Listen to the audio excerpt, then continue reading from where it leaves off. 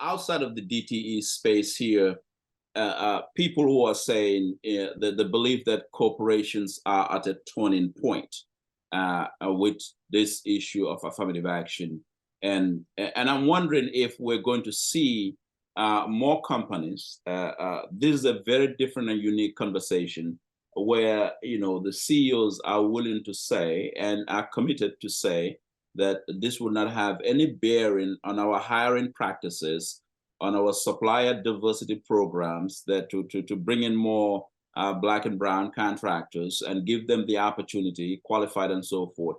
I'm wondering if we're going to see more of that, or does the impact of the Supreme Court ruling becomes a harbinger for what is to come in terms of less and less commitment to inclusion of diversity? Just your thinking outside of DTE's own commitment. Yeah, I think the majority of CEOs, Bankole, there'll be exceptions, but I would say by far and large, majority of CEOs are going to remain committed to diversity, equity, and inclusion. You might say, why is that? It's good for business, right? I mean, if you look at my opening comment about the fact that, if you serve a diverse client base, which most companies do, having a diverse workforce and diverse talent only makes great sense.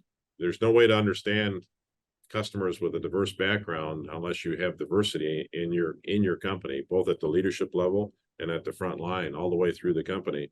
So I just don't see it. There's no business reason that would compel CEOs to say we're going to walk away from this.